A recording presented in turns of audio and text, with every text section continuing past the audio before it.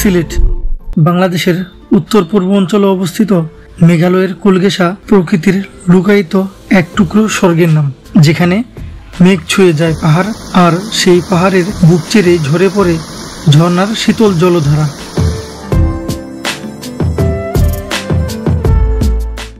শুধু চোখ নয়, মনকেও মোহিত করে তোলে এমন কিছু নৈসর্গিক সৌন্দর্য লুকিয়ে আছে এই সিলেটেই।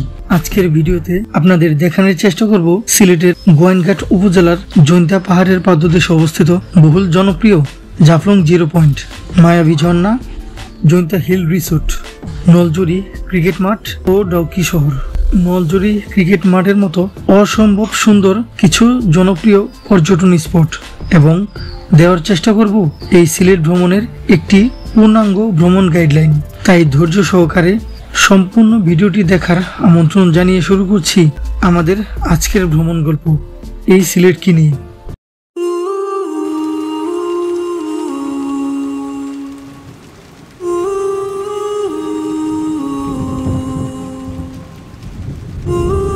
সিলেটের জনপ্রিয় পর্যটন স্পটগুলো ঘুরে দেখার জন্য আমাদের সর্বপ্রথম গন্তব্য হচ্ছে সিলেট শহর। ঢাকা অথবা দেশের যে কোনো প্রান্ত থেকে সিলেট রোডের যে কোনো বাসে চলে আসতে পারেন এই সিলেট শহরে। এবারের যাত্রায় আমরা যাচ্ছি জয়ন্তিকা এক্সপ্রেস ট্রেনে করে। ঢাকা থেকে নন এসি বাসে করে সিলেট শহর পর্যন্ত ভাড়া পড়বে জনপ্রতি 700 টাকা করে। আপনারা যদি এসি বাসে যেতে চান তাহলে সেক্ষেত্রে ভাড়া পড়বে 1300 থেকে 1500 টাকা পর্যন্ত। সিলেট রেল স্টেশন থেকে 40 টাকা রিক্সা ভাড়া দিয়ে চলে যাই সোজা দরগা গেট। দরগা গেটে গিয়ে আমরা একটা রুম ঠিক করি, যার ভাড়া পড়েছিল প্রতি রাত 350 টাকা। সেখান থেকে আমরা খুব সকালে বেরিয়ে পড়ি, একটা রিক্সা নেই। সুবানীঘাট বাস স্ট্যান্ড যাওয়ার জন্য রিক্সা ভাড়া পড়েছিল 40 টাকা। সকালবেলা বৃষ্টির দিন সিলেট শহর খুব ফাঁকা ছিল।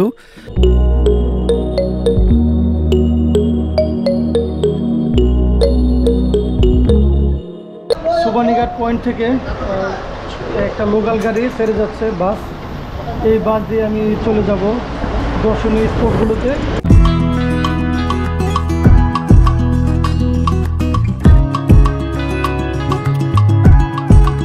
সিলেট শহর থেকে জাফলং জিরো পয়েন্টের দূরত্ব প্রায় 62 কিলোমিটার। এই পথে যেতে মোটামুটি সময় লাগবে 1.5 থেকে প্রায় 2 ঘন্টার মতো। তবে এই 1.5 থেকে 2 ঘন্টায় আপনি উপভোগ করতে পারবেন এই পথের এক অন্যরকম নৈসর্গিক সৌন্দর্য।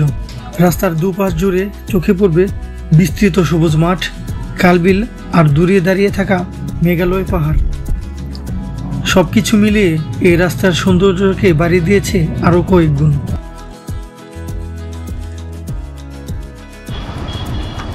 এই বাসটি থেকে আমরা নেমে গেলাম জাফলং জিরো পয়েন্টে। এটা সিলেট রোড, এদিক থেকে আমরা আসলাম, আর এটা চলে গেছে জাফলং বাজারে। আর এটাই হচ্ছে জিরো পয়েন্টের রাস্তা। এখান থেকে অটো নিলেও হবে, তবে আমি হেঁটেই যাব, কারণ এই রাস্তাটা উঠলেই রয়েছে সবচেয়ে সুন্দর একটা ভিউ। অসাম সুন্দর, মাইন্ড ব্লোয়িং, জাস্ট কি অসাম ঝর্ণা। আসলে এই ছোট ক্যামেরা এটা বোঝানো সম্ভব না। পাহাড়ের উপরে মেঘ তো ঘুরতেছে, তার উপরে ঝর্ণা, ওই মাঝখানে টাওয়ারটা ঠিক ডান পাশে, তার উপরে পাহাড়, তার উপরে পাহাড়, আবার তার উপরে পাহাড়। বাপরে বাপ, মানে প্রকৃতির সবচাইতে সুন্দর স্থান যেন আল্লাহ এই জাফলংকে দিয়ে দিয়েছে। এই যে জাফলংয়ের ডাউকি শহর, আর এই যে দর্শনার্থীর বাসগুলা ঠিক ওইখানেই থামায়। লাল পাহাড়ির দেশে যা, রাঙা মাটির দেশে যা, এখানে তোকে মানাইছে নাই রে, একেবারে মানাইছে নাই রে, একেবারে মানাইছে নাই রে। একদিন আমি গিয়েছিলাম পাহাড়ি অঞ্চল, পাহাড়ি মেয়েটার কি চোখ দুটো ছলছল। জাফলংয়ের ডাউকি ভিউ পয়েন্টে বাসগুলা ঠিক এইখানে রেখে মানুষ এই ভিউটা দেখতে আসে। এখানে সবচাইতে সুন্দর একটা ভিউ, ডাউকি ভিউ পয়েন্ট। আপনারা যারা আসবেন তারা প্রথমেই এই ডাউকি ভিউ পয়েন্ট দেখে তারপরে জিরো পয়েন্টে চলে যাবেন। তারপরে হচ্ছে মায়াবী ঝর্ণা। আমার দিকে লোক দেন ভাই। খুব সুন্দর একটা শহর। এই যে পাহাড়ে মেঘগুলা আপ ডাউন করতেছে, জায়গায় জায়গায় থোকা ধরে রয়েছে। খুব সুন্দর একটা ভিউ এই ডাউকি শহরের। সেরকম দৃশ্য দেখলে আসলে বারবার আসতে মন চায়। জানি না কখন ওই পারে। আমরা এই ডাউকি ভিউ পয়েন্ট দেখা শেষ করে এখন ঠিক এইখান দিয়ে চলে যাব ওই যে জিরো পয়েন্টে, যে পাথর কুয়ারি আছে ঠিক ওইখানে আমরা এই রাস্তা ধরে ধরে যাব।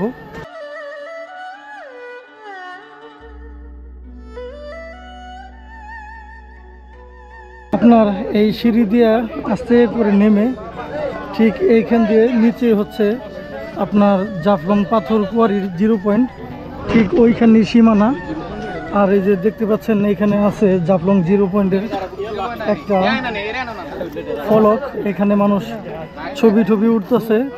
আবার এইখান থেকে দেখা যাচ্ছে ওই জিরো পয়েন্ট। তো আমরা এখান থেকে ঘোরা শেষ করে এখন আবার চলে যাব নিচে। তো এটাই হচ্ছে জাফলংয়ের জিরো পয়েন্টের পাথর কুয়ারি। দেখতে পাচ্ছেন অসংখ্য মানুষ ছাতার নিচে বসে আছে, ছবি উঠতেছে, ঘুরতেছে অনেক কিছু।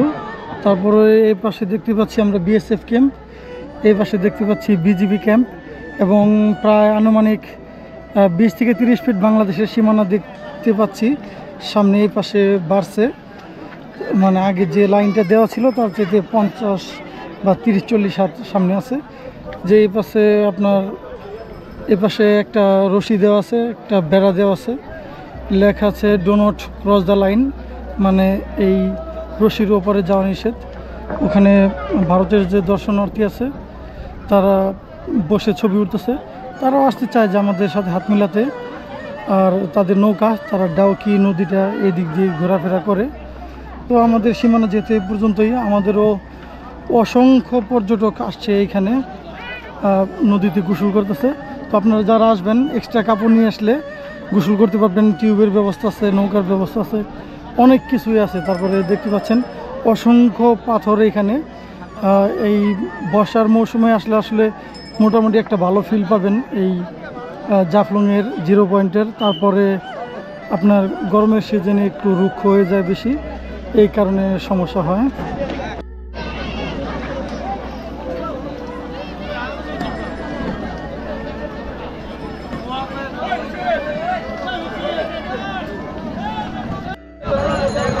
তো আপনারা যারা পানিতে গোসল করতে চান, ছেলে অথবা মেয়ে, অসংখ্য চেঞ্জিং রুম রয়েছে। 20 টাকার বিনিময়ে আপনারা এখান থেকে কাপড় চেঞ্জ করতে পারবেন। তারপরে রয়েছে লকার, আপনারা একজন বা একের অধিক যদি কাপড় চোপড়, ফোন, অন্য কিছু নিয়ে আসেন, তালা চাবি আপনাদেরকে বুঝিয়ে নেবে, লকার ভাড়া নেবে 100 টাকা।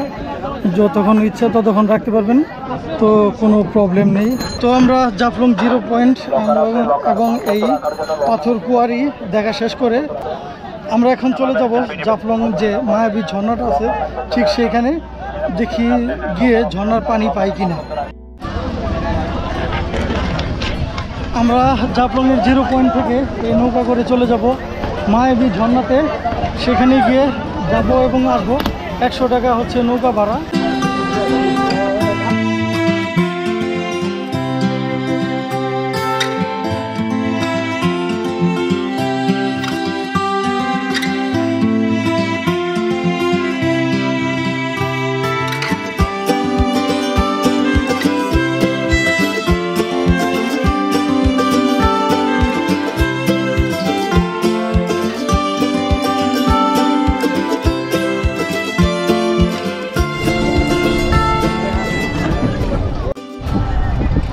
জাফলং জিরো পয়েন্টের পাথর কুয়ারি থেকে আমরা নৌকা পেয়ে গেছি। ঠিক এই নৌকা আমাদেরকে এখানে নামিয়ে দিল। এখান থেকে আমরা হেঁটে হেঁটে ঠিক অল্প একটু সামনে গেলে পেয়ে যাব জাফলংয়ের জিরো পয়েন্ট মায়াবী ঝর্ণা। দেখি মায়াবী ঝর্ণায় কতটুকু পানি আছে। জাফলংয়ের ঝর্ণায় গোসল করার জন্য ড্রেসিং রুম আছে 20 টাকা করে। তা এত বড় ঝর্ণা আসলে আমি আমার জীবনে কখনো দেখি নাই। মায়াবী ঝর্ণা যে এত বড়, মানুষ কেন পাগল হয় এই প্রথম বুঝলাম। দেখেন পোলাপান কই উঠছে, প্রায় 50 ফিট উপরে উঠে পড়ছে। এটা আসলে ওঠা ঠিক না, যদি একবার পরে তার আর বাঁচার কোনো চান্স নাই। যে বিশাল বিশাল পাথর, এক একটা মনে হয় 10 টন, 20 টন, 30 টন, 50 টন পর্যন্ত হয়ে যাবে এরকম। উপরে ওঠা নিষেধ লেখা আছে, আবেগের বসে পোলাপান উপরে উঠে পড়ছে। এত বড় ঝর্ণা আমি আমার বয়সে দেখিনি। তবে মায়াবী জাফলং ঝর্ণা বা জাফলং 0 পয়েন্টে দিয়ে ঘুরতে আসলে অবশ্যই ছাতা আনার চেষ্টা করবেন, কারণ এখানে প্রচণ্ড রোদ থাকে। রোদের কারণে আপনাদের একটু ঘুরতে কষ্ট হতে পারে। আপনারা চেষ্টা করবেন যে একটা ছাতা ব্যবস্থা করে আনার।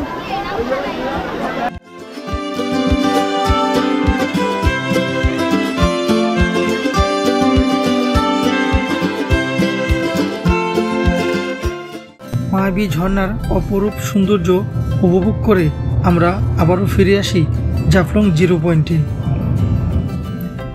এখান থেকে চলে যাব ভাইরাল সেই নলজুরি ক্রিকেট মাঠ, যেখানে দেখা মেলে ভারতের অপরূপ সুন্দর দুটি ঝর্ণা। এখানে না এলে জাফলং ভ্রমণের আসল সৌন্দর্য মিস হয়ে যাবে। জাফলং 0 পয়েন্ট থেকে মাত্র 10 টাকা অটো ভাড়া দিয়ে প্রথমেই নেমে যাবেন নলজুরি বাজার মেন রোডে। আর দেখেন যে এটা হাইওয়ে ওঠার পরে এখন পর্যন্ত অনেক মানুষ এখানে চলে এসছে দূর দূরান্ত থেকে, আর অনেকে আসতে পারতেছে না, রাস্তাটা ঠিকভাবে চিনে না এই কারণে। উফ কি সুন্দর, ভবিষ্যতে দেখবেন যে এটা আরও অনেক। এ হচ্ছে নলজুরি সিলেটের ক্রিকেট মাঠ, এ হচ্ছে মাঝখানের ক্রিজ। অনেক দর্শনার্থী আসছে এখানে, খুব সুন্দর একটা পরিবেশ। তবে এই জিনিসটা আমার অপূর্ণ ছিল। ওই যে দেখতে পাচ্ছি বিশাল বিশাল ঝর্ণা, আবার দিনের বেলা দেখতে পাচ্ছি চাঁদ উঠছে, খুব সুন্দর। আপনারা যারা এখানে আসবেন বিকেলবেলা এরকম সময় আসলে খুব কাছ থেকে ঝর্ণার ফ্লেভারটা নিতে পারবেন। ঝর্ণার সাউন্ড আমরা শুনতে পাচ্ছি, আরও অনেক কাছে যাওয়া যায়, আমরা যাওয়ার চেষ্টা করছি।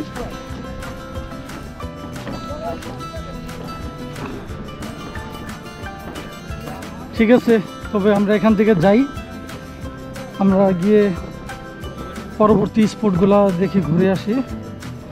আপনারাও আসবেন এখানে, খুব সুন্দর একটা পরিবেশ, ছবি তোলার জন্যে, রিলস বানানোর জন্য খুব সুন্দর হতে পারে।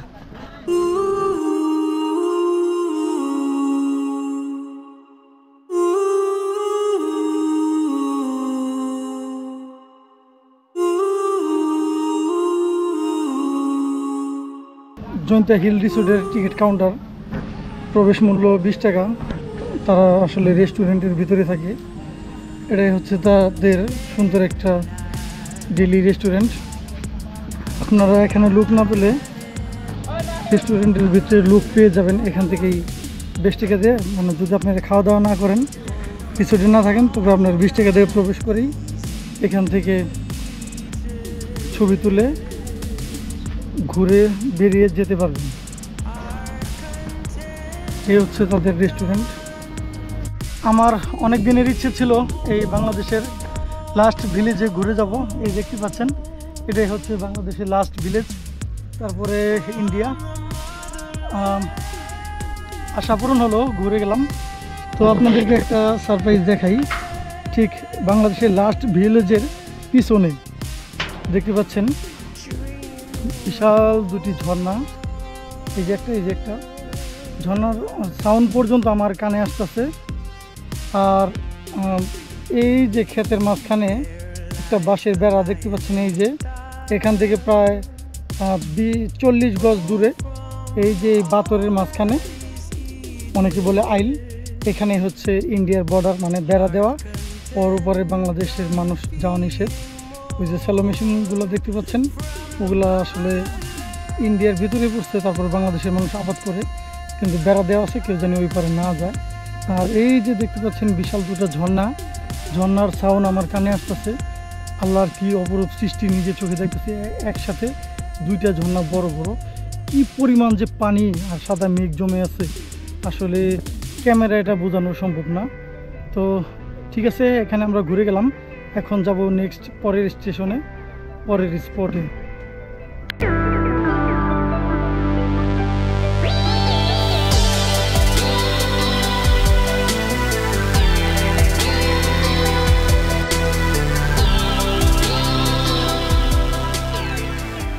শ্রীপুর চা বাগানে সিলেট জাফলং ঘুরে আসতে আসতে সন্ধ্যা হয়ে গেছে। তারপরও এখানে নামলাম। হয়তো ক্যামেরা আসলে অন্ধকার দেখা যাইতেছে, তবে আমরা খোলা চোখে খুব ভালোই দেখতেছি। আপনারা যারা জাফলং যাবেন, জাফলং যাওয়ার সময় এই শ্রীপুর চা বাগানে নামবেন, নেমে এখানে ছবি উঠাবেন, একটু ভিডিও করে আবার চলে যাবেন। তবে সুন্দর একটা জায়গায়। আর সকালবেলা যদি এখানে আপনারা আসতে পারেন, এখানে অনেক মেঘ থাকে।